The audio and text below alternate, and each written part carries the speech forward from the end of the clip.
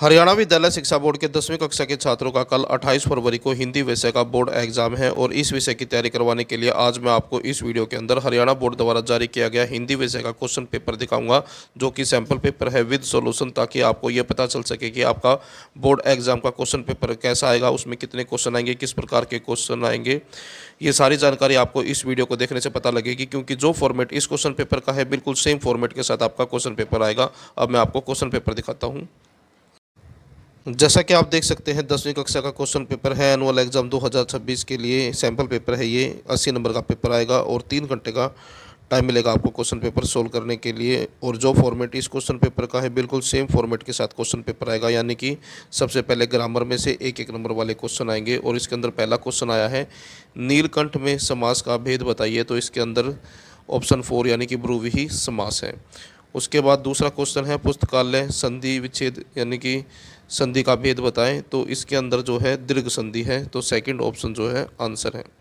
तीसरा क्वेश्चन है, पर्यायवाची शब्द बताइए। दिवस, तो दिवस का पर्यायवाची बनेगा दिन, तो तीसरा ऑप्शन आंसर है। विलोम शब्द छाटिए, तो अमृत, अमृत का जो विलोम बनता है वो विष है। और उपसर्ग बताएं। अत्याचार, तो अत्याचार का जो उपसर्ग है वो है अति, सेकंड ऑप्शन है।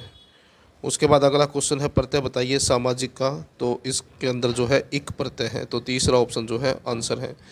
उसके बाद अगला है, मुहावरे का अर्थ बताइए। चिकना घड़ा, तो इसका मतलब होता है निर्लज व्यक्ति, तो ऑप्शन फर्स्ट जो है इसका आंसर है। उसके बाद निम्नलिखित प्रश्नों के यथा निर्दिष्ट उत्तर दीजिए। तो ये दो नंबर वाले क्वेश्चन है, ग्रामर से ही है ये चारों क्वेश्चन। अब इनके आंसर देखें। क्वेश्चन देख लीजिए। चौपाई छंद की परिभाषा उदाहरण सहित लिखिए। शब्द व पद में अंतर बताइए। उपमा अलंकार की परिभाषा से उदाहरण दीजिए।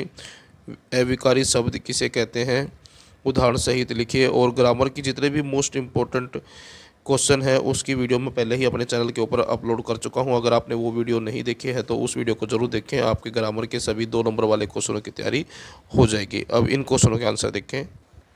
तो यहाँ पर आंसर है, चौपाई एक मात्रिक सम छंद है जिसके प्रत्येक चरण में 16-16 मात्राएं होती हैं। चरण के अंत में जगण और तगण नहीं आने चाहिए। समकल के बाद समकल और विषमकल के बाद विषमकल आना चाहिए। जैसे रघु की कुल रीत सदा चली आई, प्राण जाए पर वचन न जाए, यही क्षत्रिय धर्म है भाई, अपने कुल की रीत निभाई।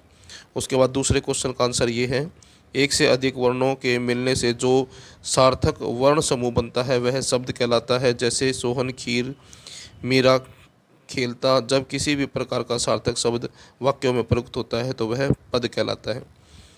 जहाँ किसी, और तीसरे क्वेश्चन का आंसर है, जहाँ किसी व्यक्ति या वस्तु की लोक प्रसिद्धि व्यक्ति या वस्तु से तुलना की जाती है वहाँ उपमा अलंकार होता है। जैसे हाय फूल सी कोमल बच्ची हुई राख की थी ढेरी।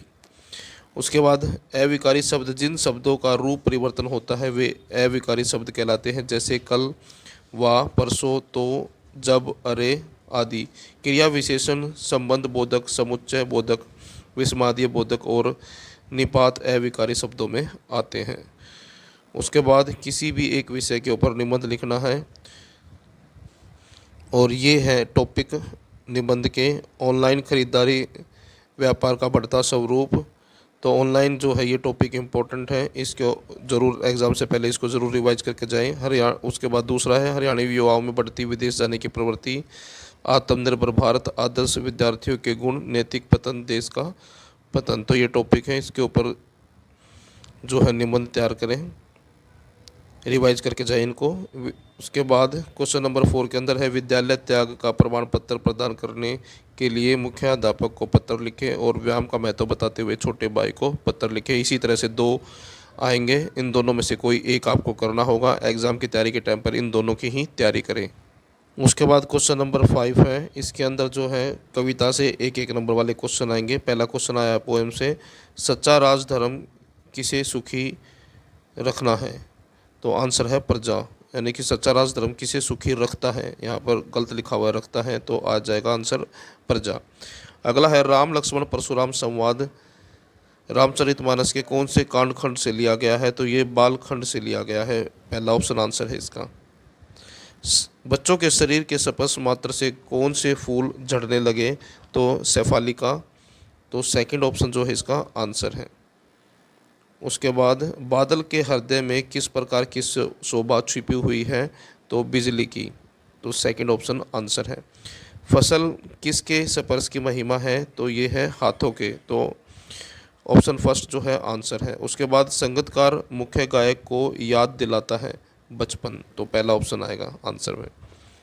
उसके बाद निम्नलिखित काव्यांश को पढ़कर पूछे गए प्रश्नों के उत्तर दीजिए। तो ये है और इसके नीचे क्वेश्चन है। अब इन क्वेश्चनों के आंसर देखें। तो ये है क्वेश्चन के आंसर, पहले का, दूसरे का, तीसरा, चौथा और पांचवा। उसके बाद सातवां क्वेश्चन आएगा, निम्नलिखित काव्यांश का भाव व काव्य सौंदर्य स्पष्ट कीजिए। इसी तरह का क्वेश्चन आएगा। और आठवें क्वेश्चन के अंदर हैं दो क्वेश्चन, 3-3 नंबर के दो क्वेश्चन आएंगे। आठवें क्वेश्चन में आत्मकथ्य कविता का मूल भाव स्पष्ट कीजिए। गोपियों के अनुसार राजा का धर्म क्या होना चाहिए? दोनों ही क्वेश्चन इंपॉर्टेंट है। आंसर देखें। क्वेश्चन नंबर 7 का आंसर है ये। उसके बाद क्वेश्चन नंबर 8, ये पहले क्वेश्चन का और ये दूसरे क्वेश्चन का।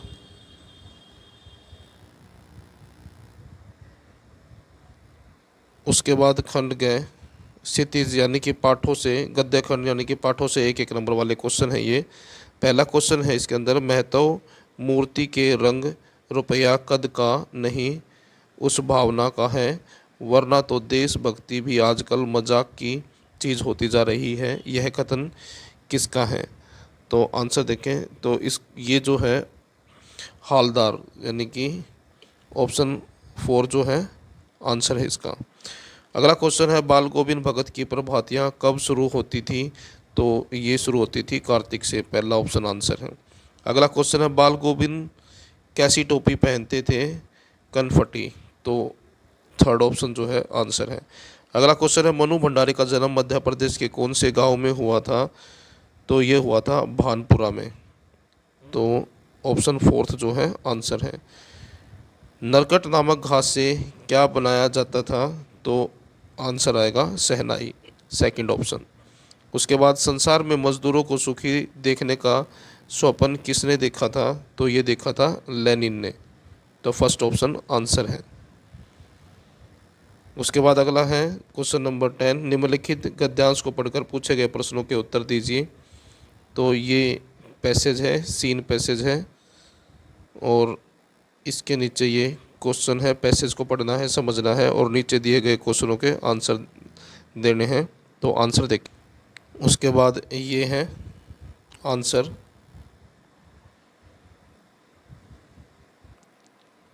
उसके बाद क्वेश्चन नंबर 11 है, स्वयं प्रकाश अथवा यतीन्द्र मिश्र का जीवन परिचय देते हुए उनकी रचनाओं, साहित्यिक विशेषताओं एवं भाषा शैली पर प्रकाश डालिए। तो इन दोनों का जीवन परिचय जरूर एग्जाम से पहले रिवाइज करें। उसके बाद 12वां क्वेश्चन है, नेताजी का चश्मा पाठ के आधार पर वह लंगड़ा क्या जाएगा फौज में? पागल है पागल। कैप्टन के प्रति पान वाले की इस टिप्पणी पर अपनी प्रतिक्रिया लिखिए। और दूसरा क्वेश्चन ये है, दोनों 2-2 नंबर के क्वेश्चन हैं। आंसर देखिए अब। तो दोनों क्वेश्चनों के आंसर यहाँ पर है। पहले का आंसर ये है और दूसरे का आंसर ये है।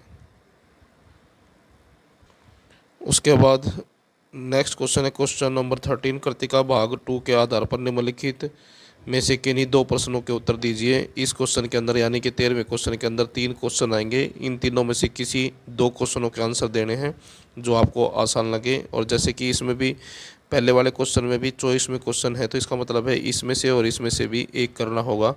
और इसी तरह से बोर्ड एग्ज़ाम में भी आएगा। यहाँ पर आंसर है पहले का, 13वें के पहले का आंसर है ये। जो क्वेश्चन चॉइस में था उसका आंसर है ये। दूसरा क्वेश्चन का आंसर है ख का। और उसके बाद गए। उसके बाद नैतिक शिक्षा के क्वेश्चन है ये। और नैतिक शिक्षा के सभी पाठों के क्वेश्चन आंसर मैंने अपने चैनल के ऊपर पहले ही अपलोड कर रखे हैं।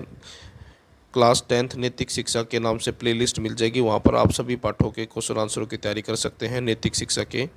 अब इन क्वेश्चनों के आंसर देखें। तो यहाँ पर आंसर है क्वेश्चन नंबर 14 के पहले का आंसर ये है नैतिक शिक्षा से। उसके बाद दूसरे क्वेश्चन का आंसर ये है।